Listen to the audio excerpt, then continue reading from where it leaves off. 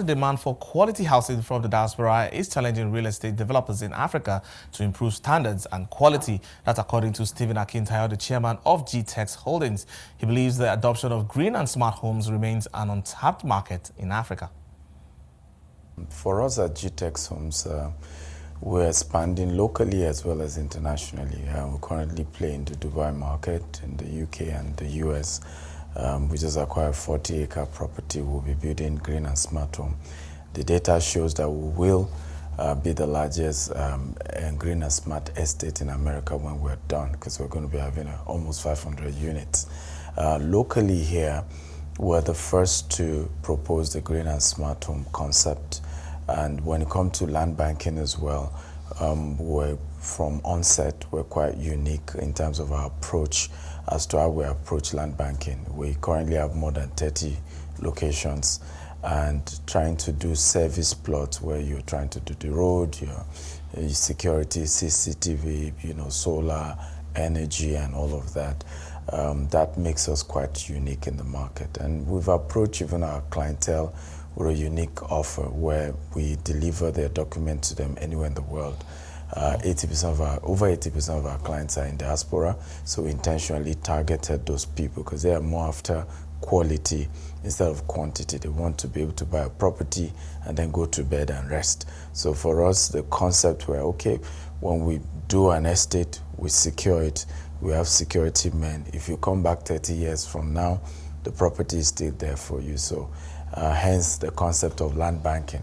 When you put your money in the bank, it's going to be there for you years to come. So it's a very interesting way and well articulated, like you put it just now, in terms of how you're approaching the market here in Nigeria. But I'm trying to imagine how this approach or your approach in each market differs, bearing the fact that these markets have different fundamentals and realities undergirding them.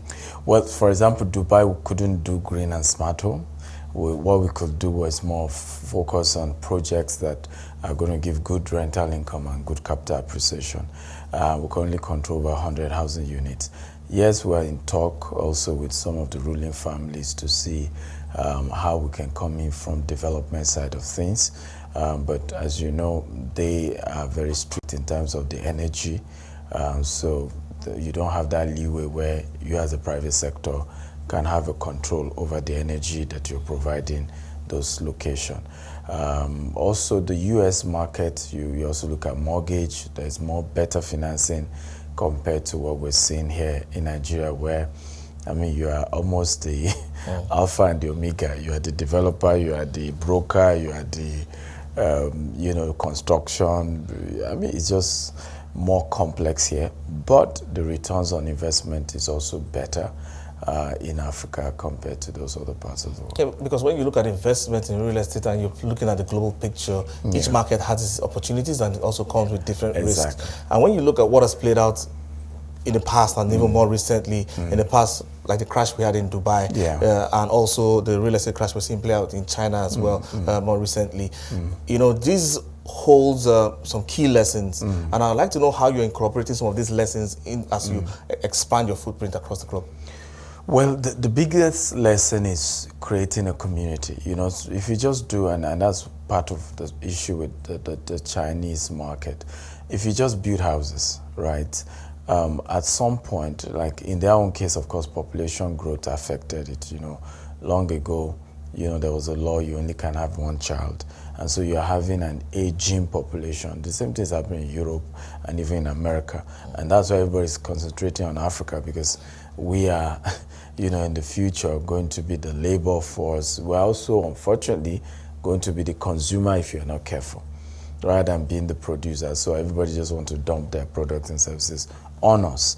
But when you look at what we have looked at that needed to be looked into, first of all, create a community.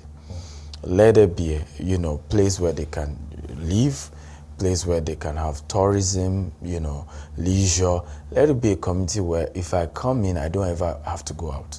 All our estate designs are such that in future we're going to have hospital, we're going to have, resort centers, we're going to have golf course, polo.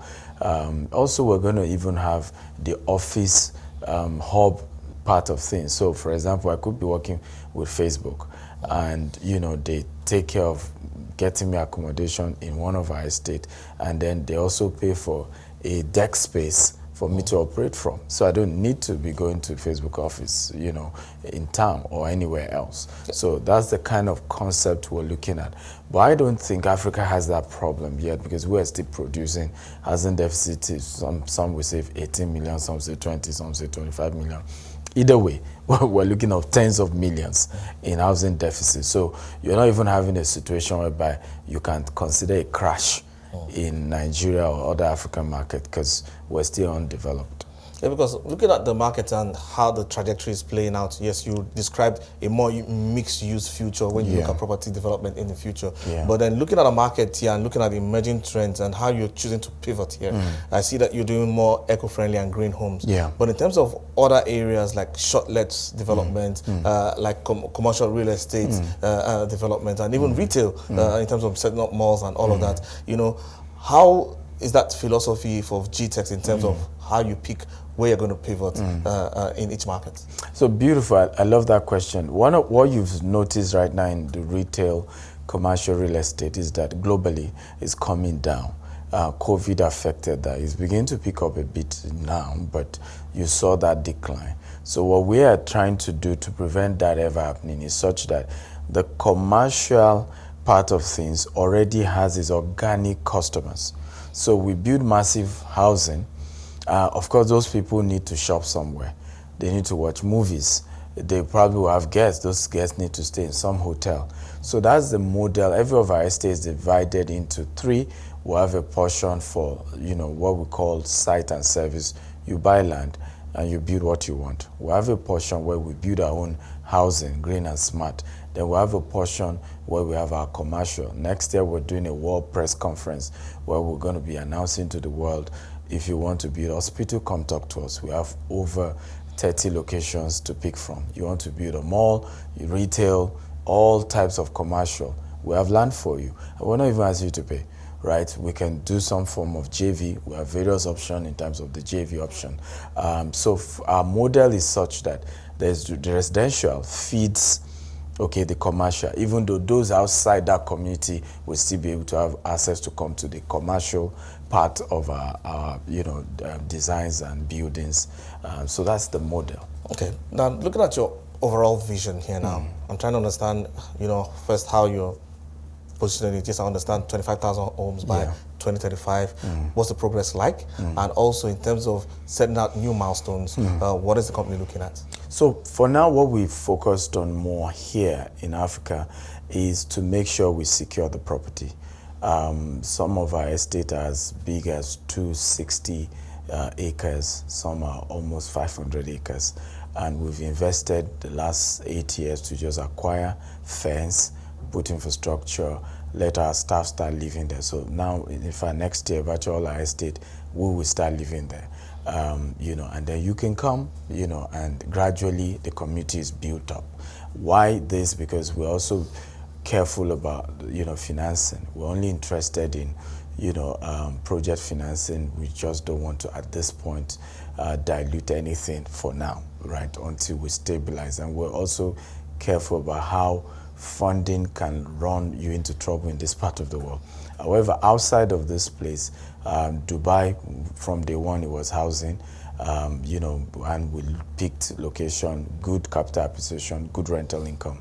For the UK and US market, we've started our own. We have 20 units in the state of Georgia, 3-bedroom townhouse already fully built. People are living there, and we're just selling it to investors. So once you buy, you already have tenant paying you rent regularly.